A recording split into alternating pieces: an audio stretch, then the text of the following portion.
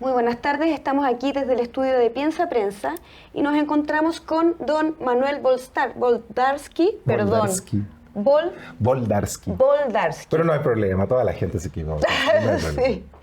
Bueno, tú eres candidato por la región de Valparaíso. Así es. Aquí en Piensa Prensa estamos en la última semana de campaña y queremos darle visibilidad a aquellos candidatos que se preocupan por el territorio y que toman como base los derechos humanos, la cultura y que van por ese lado sabiendo en el contexto que estamos en que la ultraderecha está ocupando todos los espacios. Así es.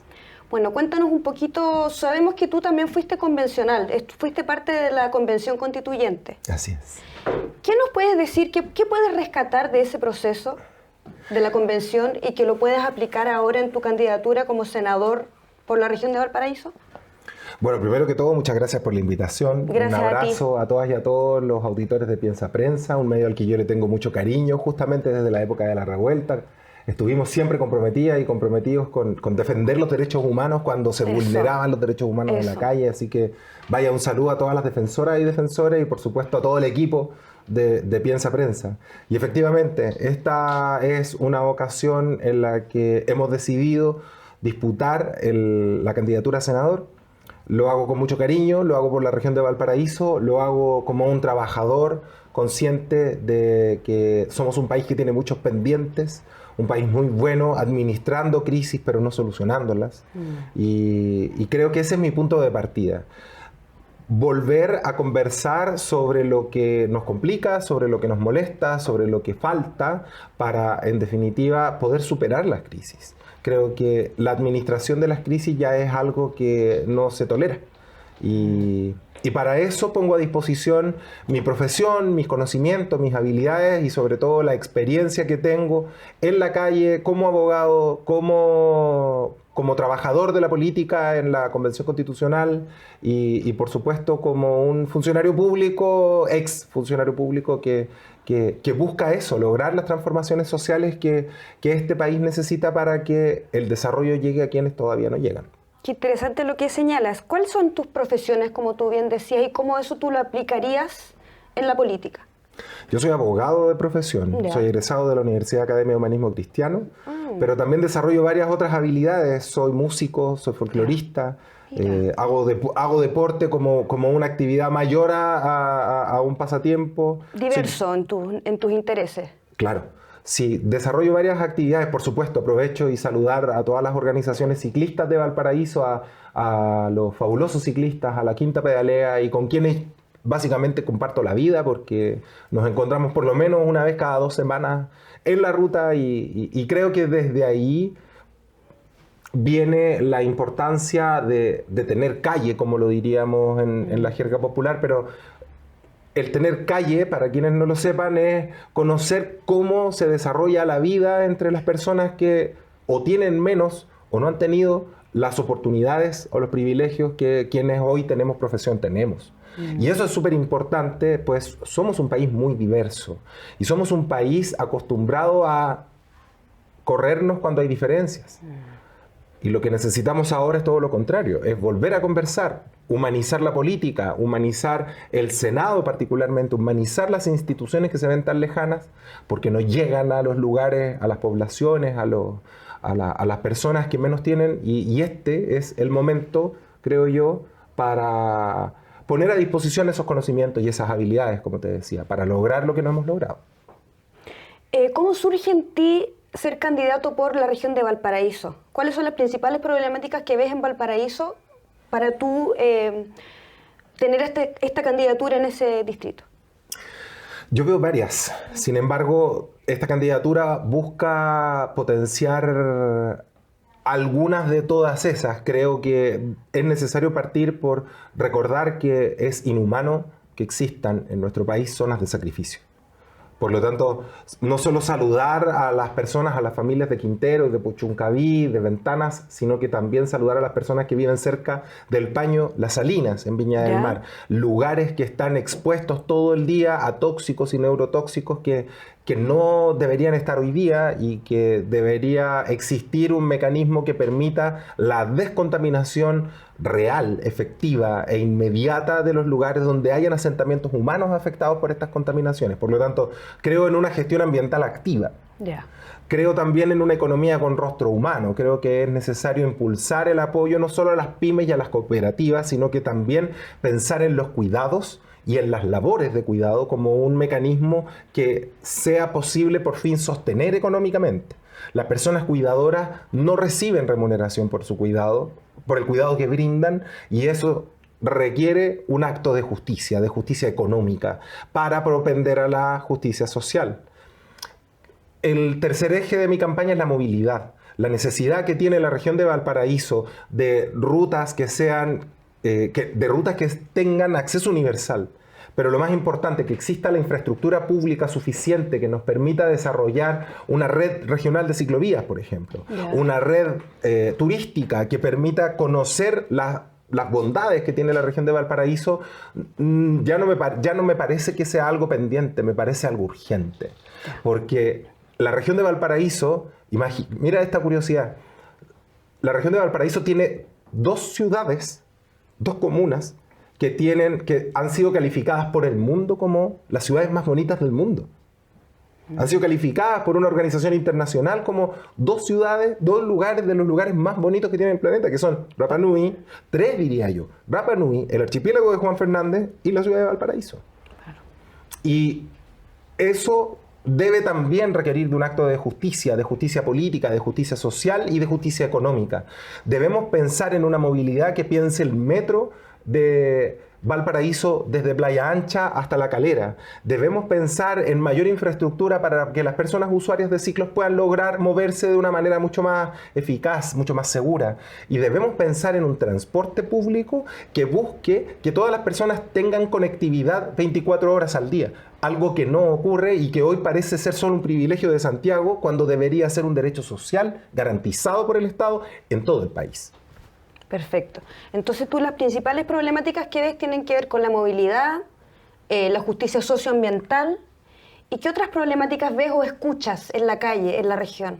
La de las zonas de sacrificio, la protección ambiental activa, que fue la primera, También creo que es importante hablar de, como te decía, la economía con rostro humano, y una que me parece muy central en la materia política, que es la participación.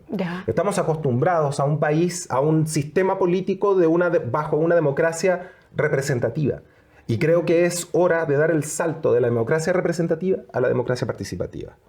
No es de un día para otro, ni de un año para otro, pero sí es un camino que va a permitir que el ejercicio de la democracia no solo sea un derecho, sino que también sea una responsabilidad de todas y todos, pues de esa manera vamos a poder contar con, por ejemplo, iniciativas populares de ley, que las personas con su clave única puedan iniciar un proyecto de ley y que el Parlamento esté obligado a tramitarlo. Con iniciativas populares de derogación de mandato. ¿Qué significa esto? Hoy hemos visto casos de corrupción horrorosos en la política chilena. Hemos visto casos de corrupción en los que parlamentarios como Joaquín Lavín Jr. hoy día está desaforado por fraude al fisco. Y eso significa que plata que él debía destinar para su labor parlamentaria la destinó para otra cosa. Y eso es impresentable en la política. Creo que él sería, en el caso de una iniciativa popular derogatoria de mandato, él sería candidato a que a través de la clave única sea posible destituirlo de su cargo por el notable abandono de sus deberes como parlamentario. Y la tercera, que me gusta mucho, a propósito de este gran eje que es el de la democracia participativa, es el de las oficinas parlamentarias de participación. Pensamos en una iniciativa que permita tener una oficina central de participación en el Congreso que centralice todas las iniciativas que provienen desde las regiones y desde las oficinas parlamentarias de cada diputada, diputado, senadora, senador, que permita acuñar las necesidades que surgen en el territorio y que al mismo tiempo permita la tramitación eficaz de esas necesidades a través de proyectos que sean de ley o de algún otro tipo de resolución, pero que puedan resultar generando un efecto que permita que el futuro de Chile sea un futuro con personas que son conscientes del poder que tienen, pues el poder del Estado es el poder de las personas, de la ciudadanía. El Estado no tiene poder por sí mismo, los políticos no tienen poder por ser políticos. Ellos no solo están ahí para representar, están ahí porque deben cumplir con su trabajo, y si no cumplen con su trabajo, como en cualquier trabajo, deberían ser despedidos. De ahí provienen estas iniciativas que permiten vincular la participación ciudadana a las obligaciones que tienen las y los políticos de cumplir con su trabajo. Perfecto. Manuel, vamos a una pausa y Sí, claro. seguimos profundizando en estos temas.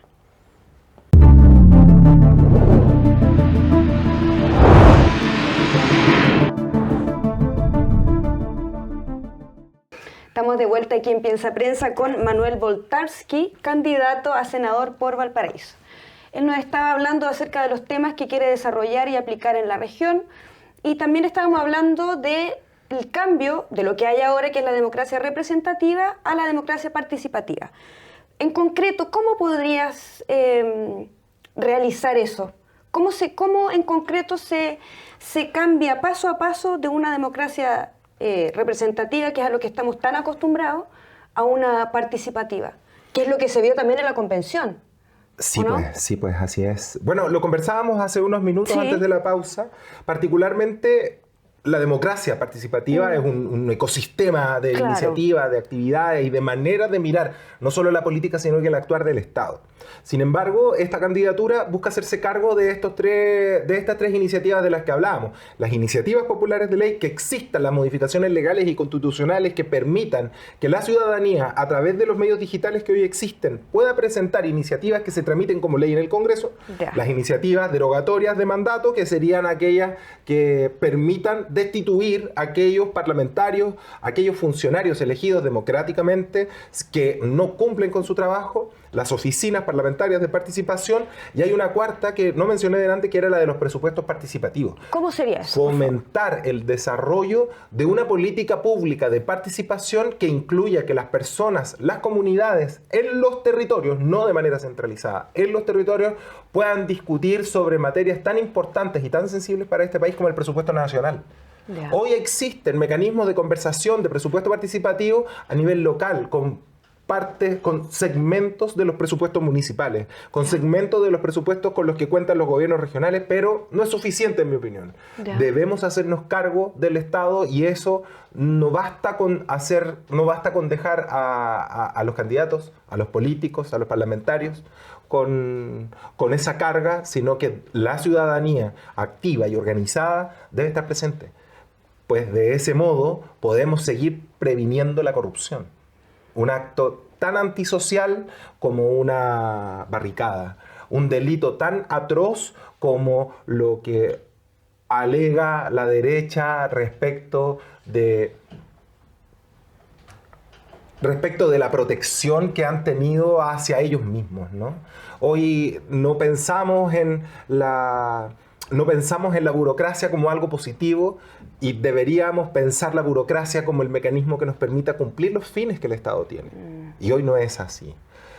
Y por supuesto, la oficina de participación era la última. Pero hay otro eje que a mí me parece importante y que te invitaría a que conversemos, que habla sobre la protección de los derechos sociales. Por favor, ¿cómo sería Estamos eso? ante un fascismo.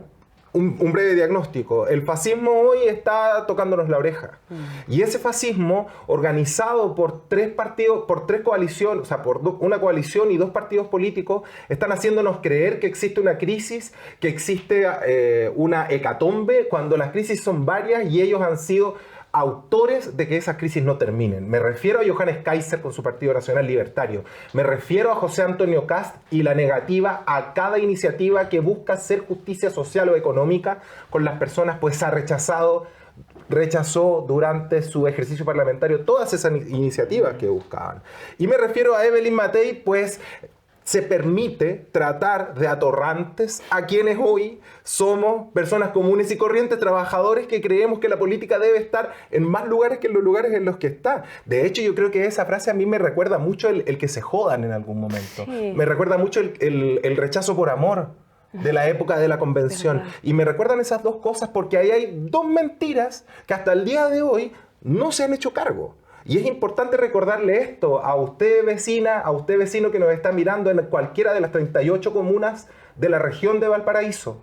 La derecha miente, la derecha falsea la información, la derecha confunde y con esos mecanismos busca establecer el control donde no lo tiene, porque no tienen hoy la moral para salir a asumir con posiciones que busquen proteger, porque cuando han tenido esa oportunidad no lo han hecho. Y este es el momento de recordárselos, de decírselos en la cara. No más, porque basta de mentiras. Sí, gracias por eso. Me emociona un poco, pero es muy necesario. ¿Qué otros ejes tienes? Sabemos que tienes algunas propuestas en torno a la vivienda y la PGU. Si nos puedes hablar un poco de eso. Creo importante hablar de la protección de los derechos sociales. Creo que es importante que tengamos en cuenta que necesitamos aumentar la PGU. No mantenerla, no terminarla, aumentarla, porque seguimos con un país que tiene pensiones que no alcanzan para llegar a fin de mes, pensiones que no dan para armar un presupuesto que cumpla desde el día 1 hasta el día 30 en el fin de mes. Por lo tanto, necesitamos aumentar el gasto social en materia de la pensión garantizada universal. ¿Cómo se podría viabilizar eso? A propósito de ahora que está todo el tema del presupuesto, que todos plantean recortar de muchas partes. Tú como abogado, ¿cómo ves viable eso? Yo creo que no es necesario hacer recortes. Yo creo que lo que le falta al sistema tributario chileno es una reforma. No olvidemos que este gobierno impulsó en algún principio una reforma tributaria, reforma que también por mezquindades minúsculas no permitieron lograr la recaudación que la reforma tributaria permitía, por lo tanto no se logró desarrollar a plenitud el programa de gobierno de este presidente. Y más allá de que tengamos una posición crítica frente al gobierno, no podemos descartar la irresponsabilidad de todas las derechas, la más incendiaria y la no tan incendiaria, cuando se trata de generar estos cambios para lograr mayor tributación y en definitiva poder pagar ese tipo de iniciativas. Pero esa es una manera. Está el royalty portuario, una ley de renta, una ley de puertos con renta regional que permita que las ciudades puertos puedan acceder a los beneficios económicos a través de un pago de una pequeña prima, que puedan acceder a los beneficios de todas las mercancías que pasan por su ciudad. Hoy las mercancías solo pasan, no dejan la riqueza en los lugares por donde recalan, por donde llegan al continente. Y eso ocurre en Valparaíso, en San Antonio, y ocurre en varios otros puertos, por cierto, en todo el país. Y otro de los puntos, en definitiva, que me parece muy relevante es el relacionado con la vivienda.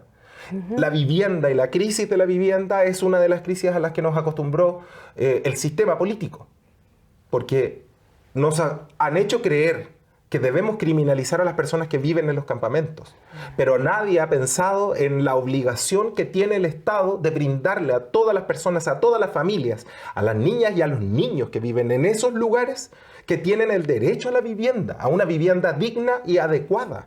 No porque lo diga yo, no porque lo diga el proyecto en el que trabajé. Lo dice un tratado internacional que en Chile es ley y que no se aplica. Y pasan los años y las personas buscando el subsidio, postulando al subsidio, pueden pasar 8, 10, 15 años postulando al subsidio. Y no lo tienen. Por lo tanto, ¿es un problema o es una solución? Yo creo que tiene de ambas, por cierto. Pero también a la región de Valparaíso le duele mucho el tema de los campamentos, pues es la región con más campamentos en el país, por una parte. Y por otra, tenemos que el año pasado, los incendios del año pasado en el sector de Viña y de Quilpué han demostrado que la reconstrucción ha sido pésimamente lenta. Tan lenta que a 2 años tenemos que aún no logramos completar el presupuesto que existía para lograr la reconstrucción y que todas las familias puedan vivir en ella. Y entonces, ¿cuáles son las propuestas de las que quiero para poder desarrollar este diagnóstico? Debemos impulsar la autoconstrucción. Debe haber un enlace público y privado que permita que la autoconstrucción de las personas que ocupan los lugares pueda desarrollarse y con eso reducir el tiempo de espera para que no reciban un producto terminado llamado casa, sino que ellos mismos puedan ser parte de la solución. O sea, que cada familia construyendo entre ellos, con sus vecinos, con su comunidad, que puedan ir construyendo sus propias casas de la manera en la que ellos quieran. Ya. Pues eso no es una novedad. Se ha hecho en Chile, y no solo se ha hecho en Chile en esta ocasión, se hizo en el 2018 en Valparaíso con el incendio del 2017, perdón. Se ha hecho en distintas épocas, pues Chile es un país que ha tenido muchas catástrofes y ha habido muchas ocasiones en las que ha sido necesario reconstruir. Y solo en esta ocasión, por supuesto, saludar a las familias que todavía están esperando y que están sufriendo en las comunas de Viña Alemana, de Viña del Mar, de Quilpué. No solo basta con recibir el producto terminado, necesitamos una reconstrucción que sea eficaz y necesitamos un Estado que esté ahí al servicio. Y para eso creo que la autoconstrucción es una manera, y dotar de mayores capacidades administrativas a los municipios podría ser otra alternativa que permita no solo ofrecer el producto, sino que también que el municipio aporte, o que las mismas personas, a través de la participación que ellos quieran desarrollar, puedan construir sus propias casas. ¿Por qué no? ¿Y eso es posible? ¿Hay territorio, hay espacio en la región de Valparaíso? ¿Se pueden hacer esas propuestas? Yo creo que en todo el país hay espacio. Ya. El problema es que los suelos le pertenecen a muy pocas personas. Perfecto. No olvidemos que la riqueza en Chile, el 90% de la riqueza lo tiene el 1% de la población. Y eso habla de que hay muchos terrenos muy grandes en desuso, donde los dueños comienzan con el mercadeo y comienzan a hablar con personas para que se tomen el terreno, de manera de que el día de mañana puedan judicializar, puedan negociar con el gobierno y lograr un mejor precio para ese terreno. Eso hoy es una realidad en este país, y es una realidad de la región de Valparaíso, y es una realidad de la que debemos hacernos cargo. Existe un Banco Nacional de Suelos del Ministerio de la Vivienda. ¿Ya? Banco Nacional de Suelos que no ha obtenido el provecho que podría obtener. Porque si tuviera ese Banco Nacional, que es una institucionalidad que tiene por finalidad que el Estado compre terrenos para que pueda ofrecer soluciones habitacionales. Si le sacamos mejor provecho a ese banco de suelos, perfectamente podríamos aplicar mecanismos como la expropiación con el pago de un precio justo, para que las personas, viéndose en la situación en la que se encuentran, tanto dueños con terrenos tomados, sepan que van a recibir su justo precio por el terreno. Y las personas que están viviendo ahí de manera regular o irregular, sepan que se puede regularizar su situación y, en definitiva, deje de ser un problema el sueño de la casa propia, y pase a ser ese anhelo que se pueda cumplir cuanto antes. Pues no basta con criminalizar, no hemos logrado nada con criminalizar. Necesitamos que las familias chilenas, que las familias de la región de Valparaíso tengan su casa, tengan una casa con una cantidad de metros adecuada, tengan su casa con una entrada para que si el día de mañana se compran un vehículo, puedan tener su vehículo ahí, se puedan sentir seguras, puedan tener su jardín, y que ninguna de las cosas que acabo de mencionar que suenan a privilegio, lo sean. Que se vuelvan una parte del hogar y que se vuelvan una parte del cumplimiento de este derecho a la vivienda digna y adecuada que tenemos todas y todos en Chile, y que lamentablemente aún no se aplica. Sí, porque ese es un problema que se arrastra de siglos. O sea, Sí. El sueño de la casa propia es algo que siempre ha estado presente y que desgraciadamente, al parecer, ahora nos ha explotado en la cara con tantos campamentos y con tanta déficit de vivienda. Ahora vamos a lo concreto. ¿Cuál es tu lista para que las personas que nos vean puedan conocerte y puedan votar por ti, por supuesto? Para mí es inevitable reírme con esto, porque hemos desarrollado con mi equipo, a quienes les saludo también, hemos desarrollado muchas maneras de ejecutar la campaña con alegría, porque creemos que más que nunca necesitamos conversar. Y para empezar una conversa necesitamos simpatía. Y esa simpatía nosotros la agarramos por varias curiosidades. Yo estoy en la lista B, en la lista verdes, humanistas y ecologistas. B de bueno. Eso, B de bueno. Y en la región de Valparaíso soy el primero en el voto. Por lo tanto, tengo el B11. Hemos jugado mucho con esta suerte de B11 por Boldarsky, entonces. Como una manera en la que podamos no solo mirarnos con cara de pero es político, ¿por qué está haciendo chistes? Sino que podamos reírnos de frentón. Y claro, es así. La mejor manera que tenemos de acercar a la política a las personas es recordando que los políticos son personas.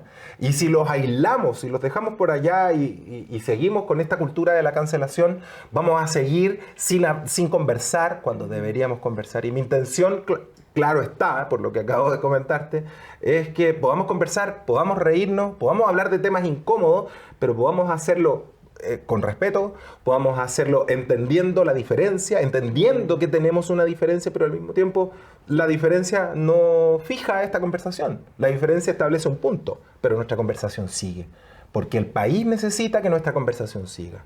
Y en mi caso soy el primero en el voto de los candidatos a senadores, soy el B11. Ya les dije que el apellido era el más difícil de todos los que están en el voto, y lo mejor de todo es que cuando lo vean se van a matar de la risa porque se van a acordar de B11 por Boldaski entonces.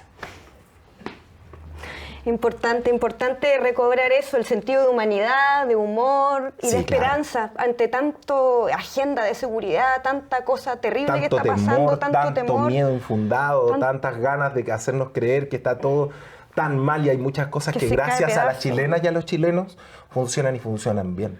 Sí, que las personas salgan a la calle y vean con sus propios ojos que no se está cayendo el país a pedazos. Exacto. Bueno, gracias Manuel Boldaski. Eso. Ahora lo dije bien. Muy bien. Muchas gracias por tu simpatía, por tu espacio y por darle un poquito más de esperanza a las personas.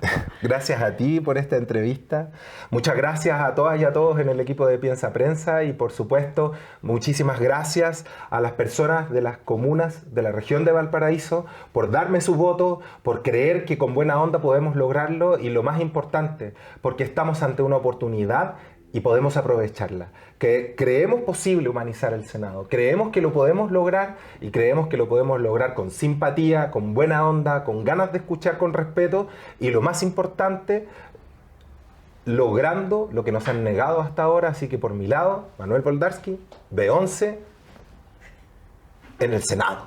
Eso, vamos por eso. Muchas gracias Manuel. Gracias. Que estés muy bien, Nos que vemos. te vaya bien. Gracias a todas y todos, y ya sabe, comparte esta entrevista, difunda y suscríbase, que nosotros como prensa independiente también lo necesitamos. Hasta pronto.